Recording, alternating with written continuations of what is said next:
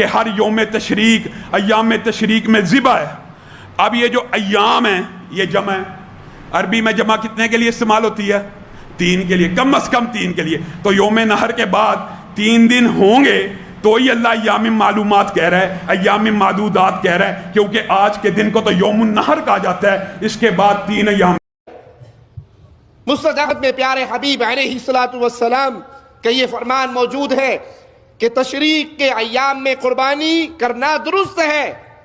ایک عید کا دن، قربانی کا دن، اور ایام تشریق۔ کون کون سے ہیں ایام تشریق؟ 11، 12، 13۔ تو ایک تو 10 عید کا دن ہو گیا، پھر 11، 12، 13، یہ 4 دن قربانی کے ہیں۔ یہ 4 دن قربانی کے ہیں۔ افضل عید کا دن ہی ہے، لیکن اس کے بعد ایام تشریق بھی قربانی کے ایام ہیں۔ اور 13 تاریخ کے سورج کے غروب ہونے سے پہلے پہلے قربانی کی جا سکتی ہے۔ قربانی کرنے میں رات اور دن برابر ہیں، دن کو کریں یا رات کو کریں۔ قربانی صرف 3 دنوں تک ہے، اس کا مطلب یہ ہے کہ چوتھے دن قربانی جائز نہیں ہے۔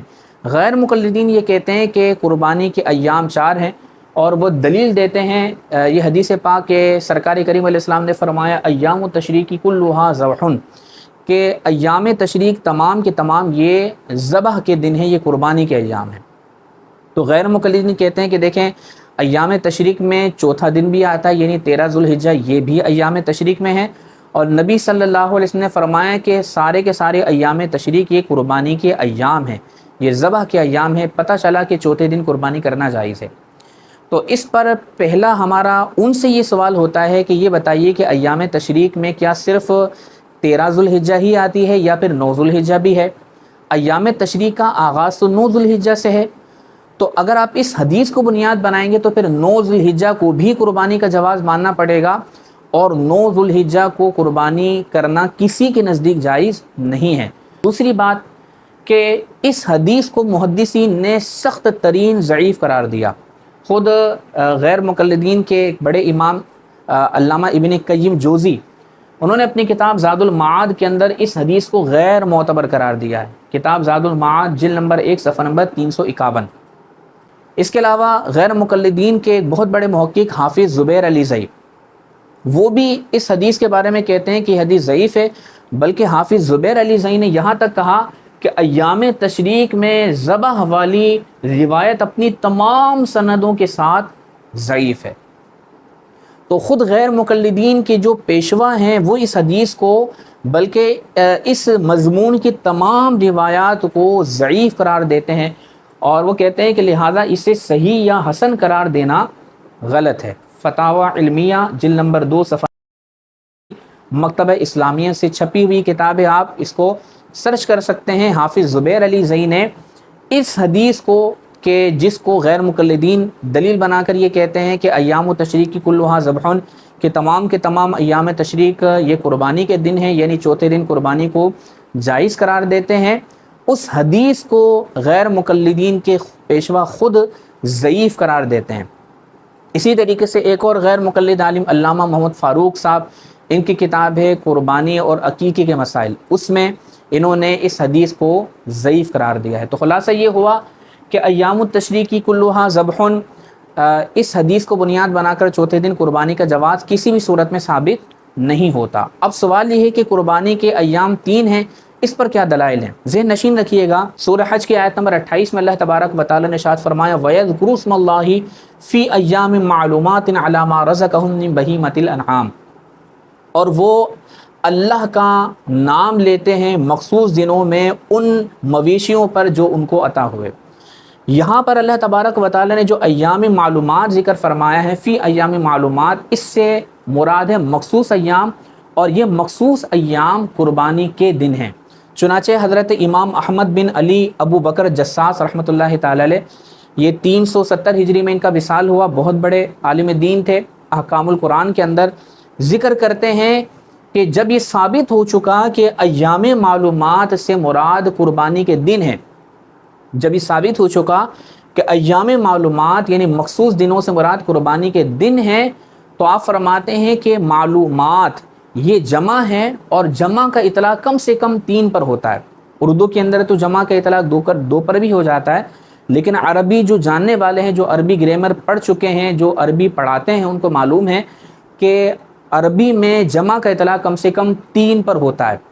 تو حضرت علامہ ابو بکر جساس رحمۃ اللہ تعالی علیہ فرماتے ہیں کہ جب یہ ثابت ہو چکا کہ ایام معلومات سے مراد قربانی کے دن ہیں اور معلومات یہ جمع ہے اور جمع کا اطلاق 3 پر ہوتا ہے، تو قربانی کے 3 دن ہونا یہ تو یقینی طور پر ثابت ہو چکا، قربانی کے 3 دن ہونا یقینی طور پر ثابت ہو چکا۔ چنانچہ اس سے زائد پر دلیل درکار ہوگی، یعنی اس سے زائد کو اگر کوئی ثابت کرنا چاہے گا تو اس کے لیے دلیل درکار ہوگی، اور اس سے زائد پر کوئی دلیل نہیں ہے۔ تو پتہ یہ چلا کہ قربانی کے 3 دن ہیں، جس کا ذکر خود اللہ تبارک و تعالیٰ نے قرآن میں کیا ہے۔ اسی طرح حضرت علامہ علوسی رحمۃ اللہ تعالی علیہ یہ بھی فرماتے ہیں کہ ایام معلومات سے مراد مخصوص ایام قربانی کے دن ہیں، اور وہ کتنے ہیں؟ آپ فرماتے ہیں کہ وہ 3 ہیں۔ فرماتے ہیں ہمارے نزدیک بھی قربانی کے ایام 3 ہیں، اور فرماتے ہیں حضرت سفیان ثوری، سعید بن جبیر، سعید بن مسیب رضی اللہ تعالیٰ عنہ کے نزدیک بھی قربانی کے ایام 3 ہیں۔ اسی طریقے سے صحیح بخاری شریف کی حدیث پاک ہے، سرکار کریم علیہ السلام نے ارشاد فرمایا من ضحى منکم فلیصبحن بعد ثالثۃ وفی بیتہ منہ شیء، کہ تم میں سے جو قربانی کرے تو وہ 3 دن کے بعد ہرگز اس حال میں صبح نہ کرے کہ اس کے پاس قربانی کے گوشت میں سے کوئی چیز موجود ہو۔ اب ذہن نشین رکھیے گا کہ ابتدائی طور پر 3 دن تک قربانی کا گوشت رکھنے کی اجازت تھی، اور 3 دن کے اندر اس کو تقسیم کرنے کا حکم تھا۔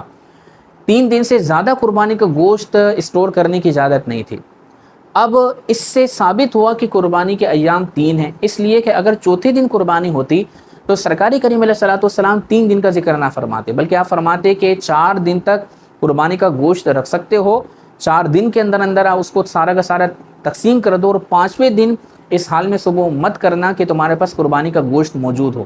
یہ ابتدائی طور پر سرکار کریم علیہ السلام نے قربانی کا گوشت تقسیم کرنے کا حکم اس لیے ارشاد فرمایا تھا کہ وہ تنگی کا زمانہ تھا، محتاجی کا زمانہ تھا، تو 3 دن کے اندر سارا کا سارا گوشت تقسیم کرنے کا حکم ارشاد فرمایا۔ تو اگر قربانی کے ایام 4 ہوتے تو سرکار کریم علیہ السلام 4 دن قربانی کا گوشت رکھنے کا حکم ارشاد فرماتے اور اس کی اجازت مرحمت فرماتے، لیکن 3 دن کا ذکر کیا۔ تو اس سے علماء اسلام نے یہ نتیجہ نکالا کہ قربانی کے ایام 3 ہیں، اگر 4 ہوتے تو سرکار 4 دن کا ذکر فرماتے۔ خود غیر مقلدین کے پیشوا حافظ زبیر علی زئی صاحب نے بھی اس حدیث پاک کو بنیاد بنا کر یہ کہا ہے کہ قربانی کے ایام 3 ہیں، اگر 4 ہوتے تو پھر سرکار کریم علیہ السلام چوتھے دن کا ذکر فرماتے۔ اسی طریقے سے صحابہ کرام کی بہت بڑی جماعت انہوں نے یہ ذکر فرمایا کہ قربانی کے ایام 3 ہیں۔ حضرت عمر رضی اللہ تعالیٰ عنہ، حضرت علی رضی اللہ تعالیٰ عنہ ایام النحر ثلاثۃ فرمایا کہ قربانی کے ایام 3 ہیں۔ حضرت عبداللہ بن عمر، حضرت عبداللہ بن مسعود، حضرت عبداللہ بن عباس، حضرت انس، حضرت ابو ہریرہ رضی اللہ تعالیٰ عنہم، یہ وہ تمام صحابہ ہیں کہ جنہوں نے قربانی کے ایام 3 ذکر کیے کہ 3 دنوں تک قربانی ہو سکتی ہے۔ اسی طریقے سے حنبلی اور مالکی حضرات اور ان کے جو اکابر علماء ہیں وہ بھی 3 دن قربانی کے بارے میں قول کرتے ہیں کہ قربانی کے ایام صرف 3 ہیں۔ یہاں تک کہ حافظ زبیر علی زئی کہ جس نے ایام التشریق کلھا ذبح والی روایت کو ضعیف کہا، بلکہ کہا کہ یہ اپنی تمام سندوں کے ساتھ ضعیف ہے، کہ ایام التشریق کلھا ذبح کے تمام ایام تشریق قربانی کے ایام ہیں، اس کو بھی ضعیف بھی کہا، اور پھر ساتھ ساتھ کہا کہ 3 دن والا قول، یعنی قربانی 3 دن ہے والا قول، یہی قول راجح ہے۔ اور آگے کہا کہ جمہور صحابہ کا یہی قول ہے کہ قربانی کے 3 دن ہیں، قربانی کے 3 دن ہیں، ہماری تحقیق میں یہی راجح ہے۔ یہ کون کہہ رہا ہے؟ یہ غیر مقلدین کے محقق حافظ زبیر علی زئی صاحب کہتے ہیں کہ 3 دن قربانی والا قول، 3 دن والا قول، یہی قول راجح ہے، 3 دن والا قول ہی راجح ہے۔ جمہور صحابہ کا یہی قول ہے کہ قربانی کے 3 دن ہیں، ہماری تحقیق میں یہی راجح ہے۔ امام مالک وغیرہ نے بھی اسے ہی ترجیح دی ہے۔ اس کا حوالہ فتاوی علمیہ جلد نمبر 2 صفحہ نمبر 181 مکتبہ اسلامیہ سے چھپی ہوئی ہے، آپ جا کر مطالعہ کریں، اس میں آپ کو مل جائے گا۔ خود غیر مقلدین کے جو پیشوا ہیں ان کے محقق وہ خود اس بات کا اقرار کرتے ہیں کہ قربانی 3 دن ہے، یہی قول راجح ہے اور اکابر علماء کا اس پر اتفاق ہے۔